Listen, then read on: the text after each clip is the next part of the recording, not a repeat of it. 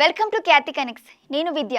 ఆంధ్రప్రదేశ్లో మున్సిపల్ చైర్మన్లు, కార్పొరేషన్ మేయర్ల పదవులను ప్రజలే నేరుగా ఎన్నుకునేలా ప్రభుత్వం చారిత్రాత్మక నిర్ణయం తీసుకోవడంతో రాష్ట్రంలోనే అతిపెద్ద నగరపాలక సంస్థ అయిన greater Visakha municipal corporation mayor పీఠంపై సరికొత్త రాజకీయ రసవత్తరం మొదలైంది. దాదాపు 7 అసెంబ్లీ నియోజకవర్గాల పరిధి, ఎంపీ కంటే విస్తృతమైన భౌగోళిక ప్రాంతం మరియు వేల కోట్ల బడ్జెట్ ఉన్న జీవీఎంసీ మేయర్ పదవి కోసం సిట్టింగ్ ఎమ్మెల్యేలు, మాజీ ఎమ్మెల్యేలు సైతం బరిలోకి దిగేందుకు ఆసక్తి చూపుతున్నారు.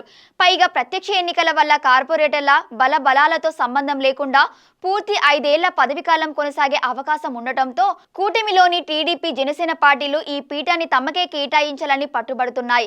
విశాఖ మేయర్ సమరంపై ఎవరు నెగ్గబోతున్నారు అనేది ఇప్పుడు చూద్దాం. మేయర్లను ప్రజలే నేరుగా ఎన్నుకునే విధానాన్ని ప్రభుత్వం తీసుకురావడంతో విశాఖపట్నం కార్పొరేషన్ రాజకీయాలు ఒక్కసారిగా వేడెక్కాయి. రాష్ట్రంలోనే అత్యంత ప్రతిష్టాత్మకమైన జీవీఎంసీ పీఠాన్ని దక్కించుకునేందుకు అన్ని రాజకీయ పార్టీలు వ్యూహాలు రచిస్తున్నాయి. జీవీఎంసీ పరిధి దాదాపు 7 అసెంబ్లీ నియోజకవర్గాల్లో విస్తరించి ఉండటంతో ఒక ఎంపీ స్థాయి కంటే ఎక్కువ జనాభా విస్తీర్ణాన్ని ఈ మున్సిపల్ కార్పొరేషన్ కలిగి ఉంది. దీంతో రాష్ట్ర రాజకీయాల్లో ఈ పదవికి ఉన్న ప్రాధాన్యత అమాంతం పెరిగింది. వేల కోట్ల రూపాయల వార్షిక బడ్జెట్, నగర వ్యాప్తంగా అభివృద్ధి పనులను నేరుగా నిర్దేశించే పూర్తి అధికారాలు ఉండటంతో ఒక ఎమ్మెల్యే కంటే మేయర్కే ఎక్కువ అధికార పరిధి లభిస్తుంది. గతంలో కార్పొరేటర్ల ద్వారా పరోక్షంగా ఎన్నుకుంటే మధ్యలో దించేసే అవకాశం ఉండేది. కానీ ప్రత్యక్ష ఎన్నిక ద్వారా గెలిస్తే 5 ఏళ్ల పాటు పూర్తి రక్షణ ఉండటంతో రాష్ట్ర రాజకీయాలు ఎలా మారినా పదవి పదిలంగా ఉంటుందన్న ధీమా నేతల్లో కనిపిస్తోంది.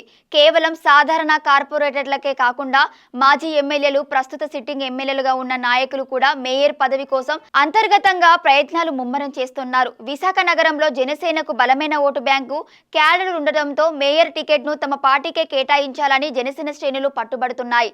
ఇప్పటికే అంతర్గత సమావేశాల్లో ఈ డిమాండ్ను బలంగా వినిపించాయి. నగరంలో బలమైన పార్టీగా అధిక సంఖ్యలో ఎమ్మెల్యేలు ఉన్న తమ పార్టీకే మేయర్ అభ్యర్థిత్వం దక్కాలని టీడీపీ సీనియర్ నాయకులు అధిష్టానం వద్ద లాబియింగ్ చేస్తున్నారు. పార్టీ అధిష్టానం నిర్ణయానికి ముందే కొందరు నేతలు తమ అనుచరుల ద్వారా తామే మేయర్ బరిలో ఉండబోతున్నామంటూ క్షేత్రస్థాయిలో ప్రచారాన్ని లీక్ చేస్తూ వాతావరణాన్ని వేడెక్కిస్తున్నారు. గత 5 ఏళ్లు జీవీఎంసీని పాలించిన వైఎస్ఆర్సీపీ కూడా ప్రత్యక్ష ఎన్నికల్లో గట్టి పోటీ ఇచ్చేందుకు సామాజిక సమీకరణాలు, ప్రజాబలమున్న బలమైన అభ్యర్థిని రంగంలోకి దించేందుకు కసరత్తు చేస్తోంది. అధికార కూటమిలోని అంతర్గత సయోధ్య, విపక్షాల ప్రతివ్యూహాల నడమ విశాఖ మేయర్ కుర్చీని ఎవరు కైవసం చేసుకుంటున్నారనేది రాష్ట్ర రాజకీయాల్లో అత్యంత ఆసక్తికరంగా మారింది.